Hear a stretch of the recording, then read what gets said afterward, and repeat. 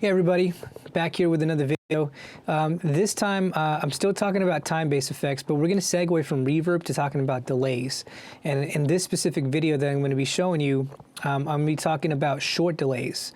And I think a lot of people, when they think about delays, they think more in terms of an echo. But this time I'm going to use short delays to show you how I can create width in a mono track. Basically, how can I turn a mono track into something that's stereo and a little bit more wide? This delay trick that I'm going to show you here is called splits, and it is basically taking a mono track and making it sound wide. So the idea here is to use a single delay to make a track sound wide. So in other words, we have the mono guitar track that's already here, right? And we're going to take that guitar track and put it to the left, and then we're going to put it through a delay, and the delayed version is going to come out to the right side. And this delayed version is going to be a small delay. To the point where we're not hearing the distinct echo. And if you ever study something called the Haas effect, H-A-A-S, we want to remain in something called the fusion zone, not the echo zone. If you're in the echo zone, then you can hear the distinct echo. But if you're in the fusion zone, you can't really hear the distinct echo because the delay is short enough. So let's go ahead and try that out, and I'll show you how it creates more stereo spread. Now, the first thing that you want to do anytime you create delays or reverbs or anything of that sort, you want to continue to create that aux track that we talked about in earlier videos. So I'm going to go ahead and do that.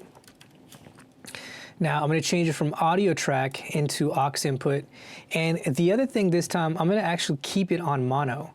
Because like I said, we're just going to take this single guitar track and put it to the left side of the speaker, and we're going to put that through the delay and take the delayed version on the right side. So these are both mono tracks, but when played together, they'll be a stereo track.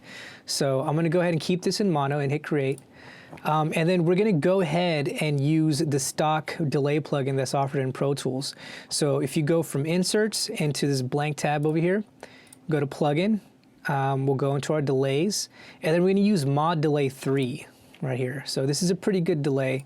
Now, like I said, I want to stay in the fusion zone. So I'm going to keep my delay relatively short. So I'm going to double click this, and I'm going to hit a very, very short delay, maybe like 25 milliseconds. And we'll play around with this a little bit later. So let's go ahead and exit this for now. Let's title our aux track. I'm going to call it Guitar Split Right. Okay, and then we're going to go ahead and route it to a bus. So let's choose a bus that we're not using, and notice that these are mono buses and not stereo buses anymore, and that's because we created a mono aux input. So let's use bus 5 since we're not using it, and let's go ahead and play this to see what we're working with over here and give you an idea.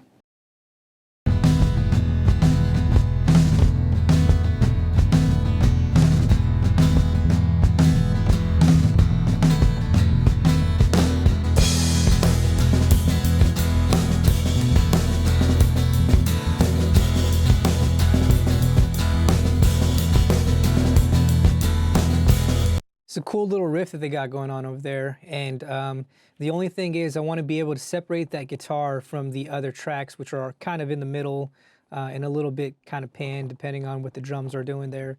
But I want to create the guitar to be more on the left and right side of the speaker, more of a stereo spread while keeping whatever's in the middle. So I'm going to use that using that short delay trick called splits here for you. So we created the mod delay, we bussed it, we made this about 25 milliseconds. Let's go ahead and route this guitar into this delay over here. So we'll go to the sends tab again, and we'll click on a blank tab and go to the corresponding bus where that delay was set to, and it's going to be bus 5. And I'm going to go ahead and turn this up. Let me just go ahead and solo these two for now, and you'll hear what's going on here.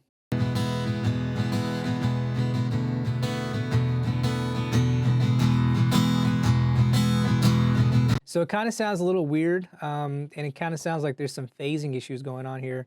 And that's because both the original guitar and the delayed guitar are in the middle.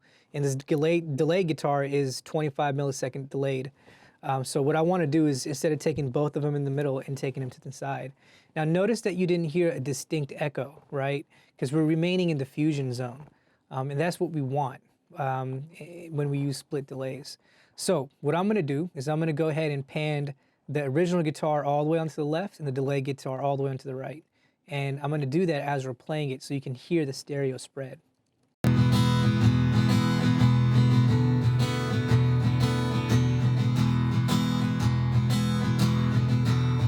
let's see how this sounds in context with the music.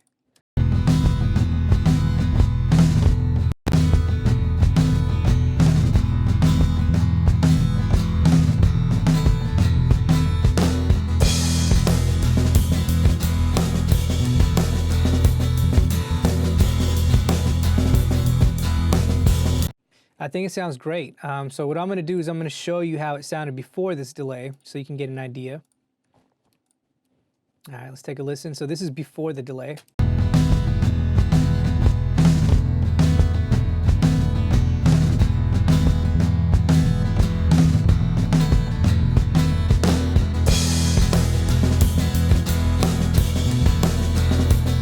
Okay, and here's how it sounds after this split.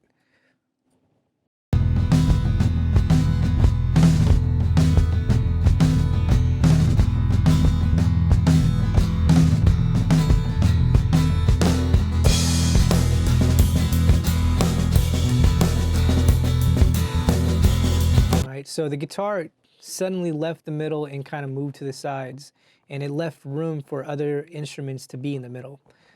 So that is a short delay. Now here's a trick. If you want to go wider, you can lengthen this millisecond time, but you want to remain in the fusion zone where you don't hear the distinct echo. So I'm going to go ahead and change this from 25 to 40 while it's playing so you can hear the difference in the width.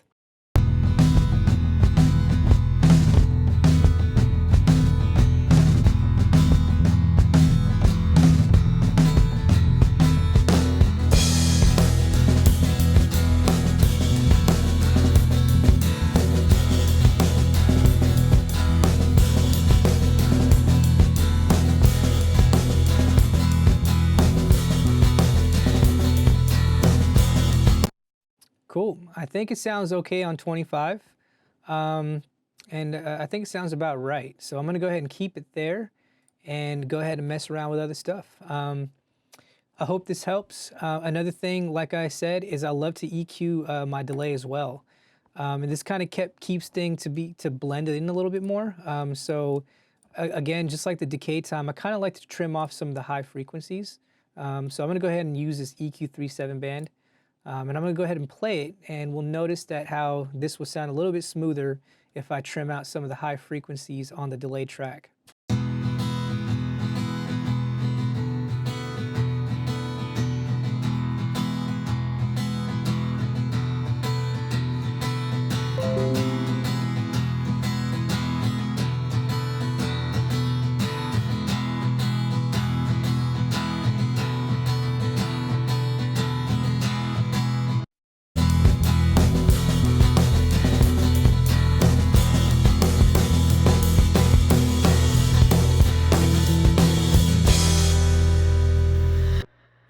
Cool.